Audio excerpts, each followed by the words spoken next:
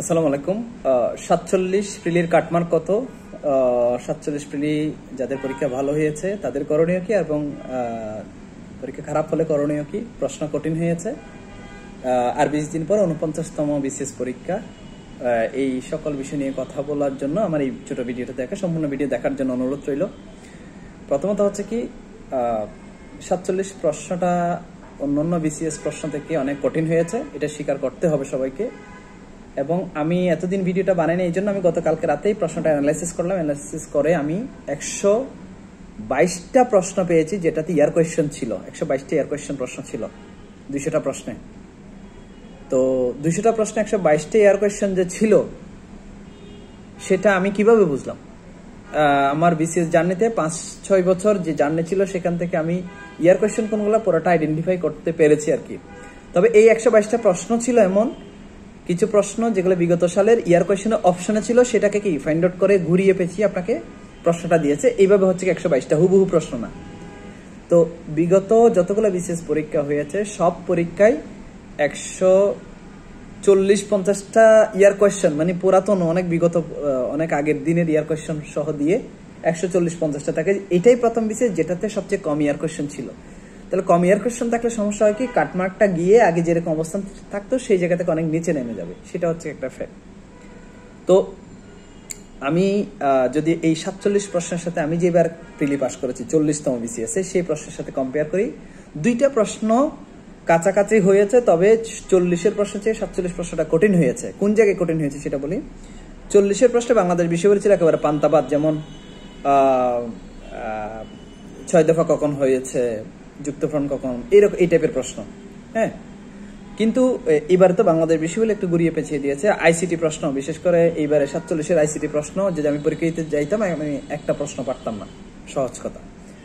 So overall মিলে 47 যে প্রশ্নটা কঠিন হলো, এই প্রশ্নে কাটমার্ক কত গিয়ে দাঁড়াবে? যদি আমার অভিজ্ঞতা থেকে, এটা একেবারে আমার পার্সোনাল অভিমত, এটা আমি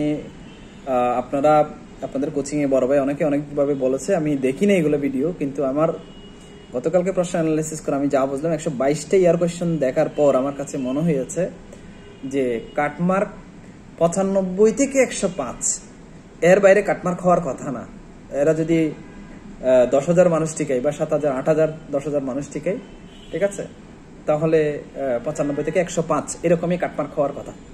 হ্যাঁ, সো যারা এই নাম্বারের মধ্যে রেঞ্জে থাকবেন তারা প্রস্তুতি তো নেবেন রিটেনে। তবে একটা কথা বলার আছে, সেটা হচ্ছে কি, সামনে যেহেতু 49তম বিসিএস, যারা আপনাদের সাবজেক্টিভ 49 স্পেশাল বিসিএস আপনাদের হাতে আছে, একটা সেকেন্ডের জন্য আপনি টাইম নষ্ট করবেন না। আপনার হাতে যে সময় আছে 20 দিন, আগামী 20 দিন, এই সময়টাতে আপনি কি করেন? 49 স্পেশাল বিসিএস এর জন্য জোরে সুরে প্রস্তুতি সম্পন্ন করেন। এই 20 দিন একটা সেকেন্ডের টাইম আপনি ওয়েস্ট করবেন না, কারণ অলরেডি আপনার হাত থেকে 47 ছুটে গেছে। যদি এরকমই হয়, হ্যাঁ, আপনি জানেন না, কারণ 47 প্রশ্ন কঠিন হয়েছে, যারা বোঝা যাচ্ছে না আসলে কাটমার্ক কোন জায়গায় গিয়ে থামতেছে বা তারা কত ঠিক আছে, সেটা রেজাল্ট দিলে বোঝা যাবে। সো আপনার হাতে একটা সুযোগ আছে 49, আর 20 দিন সময় আছে। আপনি এতদিন যে পড়া পড়েছেন সেই পড়া রিভিশন দিয়ে আপনি আবার 49কে দিতে পারবেন, শুধুমাত্র আপনার সাবজেক্টিভ পড়াশোনা করে। সো আপনি 47 নিয়ে আর 1% চিন্তা না করে আপনি উঠে দাঁড়ান। আপনি যে জায়গায় আছেন সেখান থেকে একটু ঘুরে দাঁড়ান, বসেন। আপনি যে চিন্তা করতেছেন 47 কেন হলো না, বা এত কঠিন কেন, আমি পারছি না, বা এগুলা বাদ দিয়ে আপনি 49-এর জন্য ঘুরে দাঁড়ান, উঠে বসেন, বসে আবার পড়া শুরু করেন, আবার প্রথম থেকে শুরু করেন। শেষ বলতে কিছু নাই, যতক্ষণ আপনি পৌঁছাতে পারেন না ততক্ষণ পর্যন্ত হচ্ছে কি এটা আপনি শেষ, মানে এই গেমটা যতক্ষণ শেষ হয় নাই ততক্ষণ পর্যন্ত আপনি কি করবেন? চালিয়ে যাবেন। শেষ বলতে কিছু নাই, আপনি শুরু করেছেন, মাঝখানে আপনার কোনো জায়গায় হয়তো বা আপনার জুতার ফিতাটা খুলে গেছে বা কোনো একটা মিসিং হয়েছে, কিন্তু আপনার যাত্রা কিন্তু শেষ হয় নাই। সো যাত্রা ফিনিশ করবেন। ফিনিশ করার জন্য সামনে 49 স্পেশাল বিসিএস আছে।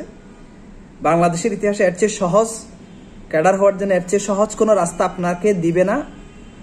এই যে এই সরকারের, অন্তর্বর্তীকালীন সরকারের আমলে আপনাকে একটা সুযোগ দিয়েছে, এই সুযোগ কাজে লাগান। আপনার হাতে যে 20 দিন সময় আছে, এই 20 দিন সময়কে 100% কাজে লাগান। ইনশাল্লাহ 49 বিসিএস প্রিলি পরীক্ষা দিয়ে আপনি হাসবেন। 47 দিয়ে আপনি যেটা মন খারাপ করে আছেন, আপনি ডিপ্রেসড হয়ে আছেন, আপনি শুয়ে আছেন, আপনি পড়া ছেড়ে দিয়েছেন, এগুলা থেকে আপনি বের হন, উঠে দাঁড়ান ভাই, দাঁড়িয়ে আবার পড়াশোনা, বসে আবার রুটিন সাজান, আবার পড়া শুরু করেন, 47 নিয়ে আমি অনেক আমার পক্ষ থেকে অনেক মোটিভেশন আমি দিয়েছি, চেষ্টা করেছি আপনাকে উজ্জীবিত করার জন্য। 49-এর জন্য আপনাকে আবার বলছি, যা হওয়ার হয়েছে। ক্যাডার যদি হতে চান আবার ঘুরে দাঁড়ান, আবার বসেন, পড়ার টেবিলে বসেন, আবার 20 দিন সময় দেন। তারপর 20 দিন পরে আবার আপনি ডিপ্রেশনে যান বা ডিপ্রেসড হইয়েন। কিন্তু এই 20 দিন আগে কি করেন? যথাযথভাবে কাজে লাগান। ইনশাল্লাহ 49-এ আপনি কি করবেন? টিকে যাবেন, সেই প্রত্যাশা রাখছি। আর যারা 47 প্রিলি পাস করবেন তারা প্রস্তুতি নিয়ে ফেলেন, রিটার্নের প্রস্তুতির জন্য যাত্রা শুরু করেন। যাদের 49 স্পেশাল নাই, বিশেষ করে যারা ল স্টুডেন্ট আছেন বা যারা ফিশারিসের আছেন, যাদের 49 স্পেশাল বিসিএস এর সাবজেক্ট নাই, তারা হচ্ছে কি, যদি 105-95 মধ্যে নাম্বারটাকে আপনি রিটার্নের প্রস্তুতি নেওয়া শুরু করেন। সো আপনার হাতে তো 49 আছে, আপনি কেন হতাশ হচ্ছেন? যেটা আছে সেটা নিয়ে আপনি আগান। ইনশাল্লাহ 49-এর দিনই আপনি হাসবেন, সেই প্রত্যাশা রাখছি। 1% সময় ব্যয় করবেন না, আপনি আর শুয়ে ডিপ্রেশন হবেন না, আপনি ডিপ্রেসড হবেন না, আপনি 47 নিয়ে 1% আর চিন্তা করবেন না। 49-এ আপনি প্রিলি পাস করবেন, সেই প্রত্যাশা নিয়ে আপনি ঘুরে দাঁড়ান, উঠে বসেন, পড়ার টেবিলে যান, গিয়ে পড়া শুরু করেন, আবার 20 দিনের রুটিন করেন। কি হয় দেখেন, শেষ পর্যন্ত দেখেন ইনশাল্লাহ বিজয় নিশ্চিত। ক্যাডার আপনি হবেনই, প্রিলি আপনি পাস করবেনই, সেই প্রত্যাশা রেখে আমার ভিডিও এখানে শেষ করছি। ধন্যবাদ সবাইকে, আল্লাহ হাফেজ, আসসালামু আলাইকুম।